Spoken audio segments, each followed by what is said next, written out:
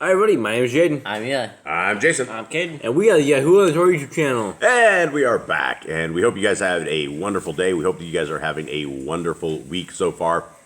And we are going through some amazing stuff right here about the kingdoms of Yisrael and the kingdom of Yehuda. And for those who do not know who the kingdom of Yisrael is, well, the kingdom of Yisrael could very well much be you. The northern tribes of Yisrael, everybody except for Yehuda and Benjamin, have been dispersed. Bible prophecy says we have been dispersed from the beginning all the way to the end, and we have been dispersed all over the place. And what we are doing is we are reading in the book of Hosea, and we are reading about prophecies that are happening right now or that will be coming in the near future. Everywhere that it talks about in the book of Hosea, where it talks about the lost tribes of Yisrael or Israel, as the older scripts will say, it's talking about people that are out today, people that are in captivity. And here we are. Gentlemen, how you guys doing? Good. What do you guys think of yesterday's topic? You guys following along, or is this not? You guys not get this? Oh, I get it. You get it, Kay? Did you get this? Yeah. You get all this? So prior to the year 1063 BC, the children of Yisrael had committed many abominations. And as you read through scriptures and you go even into the book after Deuteronomy and you go into the book of Joshua, the very first thing Joshua does is he makes a pact with a bunch of people that they were supposed to be killed. Our Creator sent all of his people into Israel to wipe out all of the people prior to them. The people prior to them, they worship other gods. They worship other Elohim. They have other foreign ways. They always have these Asheroth poles. They have this god named Baal. They always worship him. Now, Baal is another translation for somebody else who is who, gentlemen? Nimrod. Right. So when the 70 different languages in the Tower of Babel, when they swapped all the languages around, the 70 different languages, one of the names of Nimrod became Baal.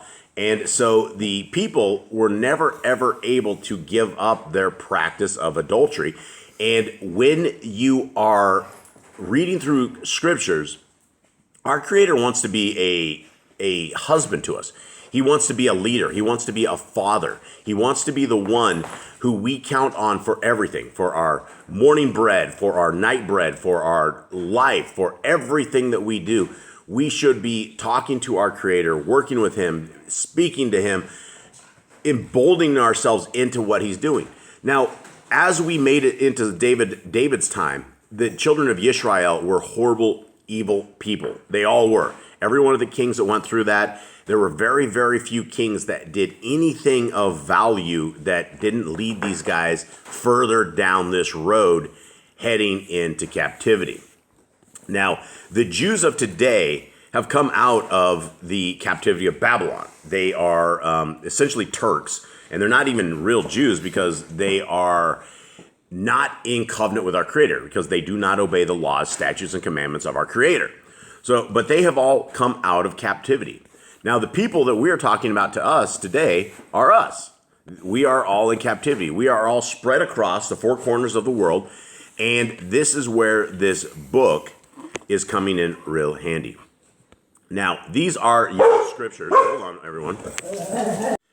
Now, these are the Yah Scriptures, and sorry for the interruptions here. We have 9 pit bulls, and they are distracting sometimes, but they are our family, and we love them very much. You'll always hear them doing things like blowing their nose in the background or making strange noises and things of that nature. That's what 9 dogs do. So now we're heading into this book, and this book is called Yah Scriptures. This is a restored names translation that is completely free, and there are links in the description below that you can get this scriptures, and you can also get the 37-book Apocrypha. It comes out to a total of 103 books. And the 37 books of the Apocrypha are books that most people have never ever read. They're books that most people have never ever seen. And they're all available absolutely free of charge. Now we're heading over to Hosea 2 for today's reading. And let us begin. Is everyone ready? Yep. You guys get this? Yep. You guys ready to roll? Okay. Say to your brothers, O my people, and to your sisters, O compassioned one, strive with your mother, Strive, for she is not my wife, nor am I her husband. Let her put away her whorings from her face, and her adulteries from between her breasts, lest I strip her naked, and shall establish her as on the day she was born, and shall make her like a wilderness, and shall appoint her a dry land, and shall put her to death with thirst. Now, what are we even talking about with this? He's talking about Israel. This is the northern kingdom of Israel. Yeah, he's talking about the northern kingdom of them, these people, and he's talking about how he's going to. He doesn't, they say I'm your husband or I'm your wife, and he doesn't know them. He's like, I'm putting them away. Now, when we're talking about whorings, what warranted these whorings? Why did our Creator say these people are whores to me? Because they keep doing idol worship and going to other deities, other gods, and they keep worshiping them. They go back and forth. They've been in captivity. They come back and they do it again. So that's why he says they can't stop with this. Yeah, and the first 5 books of the Bible, for anyone who doesn't know, is Genesis, Exodus, Leviticus, Numbers, and Deuteronomy. And in those 5 books, we come up with what you call the Torah, which is essentially the knowledge of God or the way forward. And when we are in covenant with our Creator, we are abiding by these laws, statutes, and commands. We are in covenant with Him. When you don't eat the blood, when you don't look at your children naked, when you keep the Shabbat, when you keep the appointed times, when you keep His commandments, you are in covenant with our Creator. Now, when we don't keep the covenant, when we don't keep the commandments, we become whores. We become just like Israel. There's no difference, because the difference between them and us, if we are keeping commandments, is they did not keep the commandments of our Creator. They fell astray. They fell out. And so our Creator is getting ready to divorce these guys in a very terrible fashion. Okay. Where are we at? 4? Yes. And I shall not have compassion on her children, for they are the children of whorings. For their mother has whored. She who conceived them has acted shamelessly. For she said, I go after my lovers, who give me my bread and my water, my wool and my linen, my oil and my drink. Therefore, see, I am hedging up your way with thorns, and I shall wall in her, so that she does not find her paths. So, essentially, it's talking again about what these people are doing, right? They hoard, and it's also talking about us in this fashion because we are the children of these people. And so it says right there that our Creator is not going to have compassion on her children, right? All of the children of the people of lost tribes, we are in these generations now. Now, it's not all grim because this is prior to the divorce. And the cool thing about our Creator is He is not merciless. He is merciful.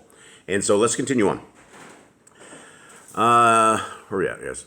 You're on 7. 7. Yep, there you go. And she shall pursue her lovers, but not overtake them, and shall seek them, but not find them. Then she shall say, let me go and return to my first husband, for then it was better for me than now.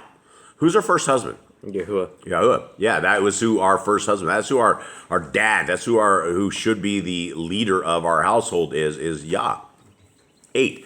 And she did acknowledge. She did not acknowledge that I gave her grain and new wine and oil, and increased her silver and her gold, which they prepared for Baal. Therefore I shall turn my back and take my grain in its time, and my new wine in its season, and I shall take away my wool and my linen covering her nakedness. And now I shall uncover her shame before the eyes of her lovers, and no one shall deliver her from my hand. So it sounds like a fairly terrible departure, right? I mean, this is like when the hand of our Creator goes against you and falls away from you. This is what you are going to see. 11. And I shall cause all her rejoicing, her festivals, her new moons, and her Shabbateth, even all her appointed times, to cease, and lay waste her vines and her fig trees, of which she has said, these are my rewards that my lovers have given me. And I shall make them a forest, and the beasts of the field shall eat them. Okay, this is very interesting because there's literally people on YouTube that will say that you should not be keeping the appointed times of our Creator. You should not be keeping His commandments because we are in a profane land. We are in captivity. And there's nowhere, anywhere in Scriptures that it ever says anything of that sort. And so when we are going through this, we need to understand who the wife is and who the husband is. And we were all descendants of the wife. This was all our family. This is all the punishments that were falling onto us. Okay. Where are we at, gentlemen? We are on number 13, I believe. 13. Okay. And I shall punish her for the days of the balls for which she burned incense and adorned herself with her rings and jewelry and went after her lovers and forgot me, declares Yahuwah. Therefore, see, I am alluring her and shall lead her into the wilderness and shall speak to her heart and give to her vineyards from there and the valley of Achor as a door of expectation. And there she shall respond as in the days of her youth, as in the days when she came up from the land of Mitzrayim. And it shall be in that day, declares Yahuwah, that you call me my husband, and no longer call me my Baal. And I shall remove the names of the Baals from her mouth, and they shall no more be remembered by their name. And in that day I shall make a covenant for them with the beasts of the field, and with the birds of the Shamaim, and with the creeping creatures of the ground, when bow and sword and battle I break from the earth. And I shall make them lie down in safety. And I shall take you as a bride unto me forever, and take you as a bride unto me in righteousness, and in right ruling, and kindness, and compassion. So we have the divorce, but then we hear something that's getting a little bit better, right? Because this is a pretty future tense. The future tense, right? Yeah, this is a future tense. This is the world where we are now. Is if all of us in captivity turn our eyes, hearts, minds, souls over to Yah, and we start following His laws, statutes, and commandments, and start walking in His covenant, this is us. These are the words to us, and our Creator is going to be. We're going to be a bride to Him in right ruling and kindness and compassion. And our Creator says He's going to take us as a bride into Him in trustworthiness. And we shall know Yahuwah. 21. And it shall be in that day that I answer, declares Yahuwah, that I answer the Shamaim, and they answer the earth. And the earth answer the grain, and the new wine, and the oil, and they answer Yisrael. And I shall sow her for myself in the earth. And I shall have compassion on her who had not obtained compassion. And I shall say to those who were not my people, you are my people. While they say, my Elohim. All right. So what do you guys make of this? He basically, I think it sounds like he returns us, gets the land. He has compassion and brings us all back. Yeah. And so the book of Hosea it's sadness, it's happiness, it's sadness, it's happiness. We learn that our forefathers and foremothers did not obey the laws, statutes, and commandments of our Creator. They did not walk with our Creator, and they kept going into captivity. Now, we are at the end of the age. We are getting near the millennium reign. We're getting the reign. We're getting ready for our Messiah to come back, and we're also getting ready for a second Exodus. Now, the second Exodus, none of us are going to be ready unless we are in covenant with our Creator. How do you get in covenant with our Creator, Eli? By keeping His laws, statutes, and commandments. By keeping His laws, statutes, and commandments. And guys, just for the record, let's go over a couple of muscle memory. Give me some commandments. Everything that you guys know until you know no more. Don't eat the blood. Be fruitful. Multiply. Replenish the earth. Subdue it. Have dominion over the fish, fowl, and every living creature. Don't drink blood. Every child should be circumcised at 8 days old. Everyone should build their own families. Everyone should be. Every clean moving thing shall have food for you. Yeah. Don't drink the blood. That's the third time we say that. That is the third time we say that. Well, it's very important. We shouldn't do that. So those are just right off the top of our heads. Now, if you take those, there's not anything that's wrong with it. Don't drink blood. Vampires and Satanists do that, right? That is what our Creator says. Don't do this. So when we want to seek the covenant, we must seek the ways of our Creator. And the ways of our Creator are found in Genesis, Exodus, Leviticus, Numbers, and Deuteronomy. And so hopefully as we go through this Hosea book, that you guys are able to find your guys' identity out there. And our identity are hopefully children of the Most High. People that are looking for the kingdom dwellers, kingdom workers, people that are seeking our Creator, people that are seeking His Son. And there's no other way to the Father except through the Son. So guys, I hope you have a wonderful day out there. We love you guys very, very much, and we are out. All right, shalom.